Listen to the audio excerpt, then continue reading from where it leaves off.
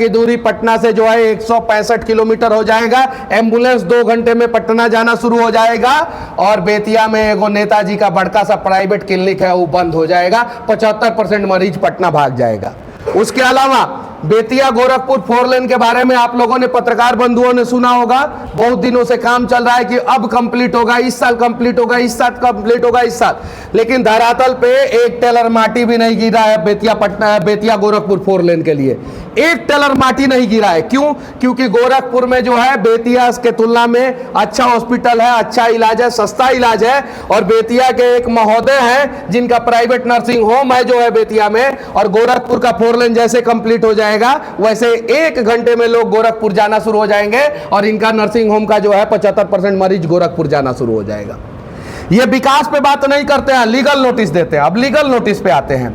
इन्होंने क्यों कहा कि जौनसुराज में 80% अपराधी है? जब इन्होंने अपराधी कहा तो इनके ऊपर आर्म्स एक्ट का केस है संजय जायसवाल जी पे। आर्म्स एक्ट का केस है, आधा दर्जन मुकदमा है इनके ऊपर। जिनके घर शीशे के बने होते हैं वो दूसरे के घर पे पत्थर नहीं फेंका करते, और इन्होंने पत्थर फेंका है तो उस पत्थर से जो है हम लोग मकान बनाएंगे। और इनका घर तो खुद शीशा का है, ये तो चकनाचूर होने ही वाला है। बेतिया सरकारी अस्पताल में जाने का अभी तक रास्ता नहीं बना। आप जरा ये बताइए कि पहले 5G मोबाइल आता है कि पहले 5G सिम आता है? सबसे पहले 5G मोबाइल आता है, उसके बाद से जो है सिम नेटवर्क प्रोवाइडर जो है वो सिम बेचना शुरू करते हैं। आपने अस्पताल बनवा दिया, रास्ता नहीं बनवाया। पहले रास्ता बनवाना चाहिए था, क्लियर करवाना चाहिए था, उसके बाद से अस्पताल बनवाना चाहिए था।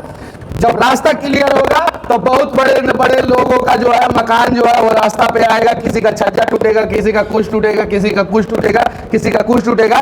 इसलिए आज तक जो है बेतिया सरकारी अस्पताल का उत्तर साइड का जो गेट है उसको जो है कंप्लीट नहीं किया गया। अब आते हैं बेतिया सरकारी अस्पताल का मेन गेट, जो पूरब साइड से जो गेट है, उसको भी जो है आज तक कंप्लीट नहीं किया गया।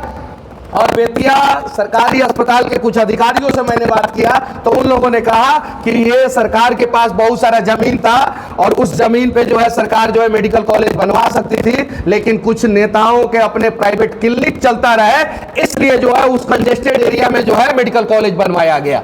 हजारी में जमीन है कि नहीं है? बेतिया राज का और जमीन है कि नहीं है? कहीं भी मेडिकल कॉलेज बनवाया जा सकता था, लेकिन उस कंजेस्टेड एरिया में बनवाया गया मेडिकल कॉलेज। और उससे जो है आए दिन मरीजों को परेशानी होती है। जो गोल्डन पीरियड होता है वो गोल्डन पीरियड कभी भी क्रिटिकल सिचुएशन में जो है 60 मिनट का होता है मरीज का, 60 मिनट का। किसी डॉक्टर से पता कर लीजिएगा। और सुपर क्रिटिकल कंडीशन में जो है वो गोल्डन पीरियड 30 मिनट का होता है। अगर मान लीजिए कोई सिकटा से मरीज आ रहा है बेतिया तो वो छावनी फ्लाईओवर तक तो आ जाता है समय पे, लेकिन यहां से अस्पताल जाने में जो है उसको 3 किलोमीटर की दूरी तय करने में 30 मिनट से ज्यादा समय लग जाता है। और जाम रहता है तो 1 घंटा रहता है, और उस वजह से जो है एम्बुलेंस में लोग दम तोड़ देते हैं। इसके रास्ते पे जो है कभी चर्चा नहीं हुआ है, वो आप सभी को पता है, सभी बेतिया के लोगों को पता है कि जो है छावनी फ्लाईओवर का जो है गड़बड़ सड़बड़ है। छावनी फ्लाईओवर 4 लेन बनना चाहिए था। अगर 4 लेन बनता तो नेताजी का पेट्रोल पंप पूरा टूट जाता। इसीलिए जो है भविष्य का प्लानिंग ना करते हुए जो है वो छावनी फ्लाईओवर 4 लेन नहीं बनवाया गया, 2 लेन बनवाया गया।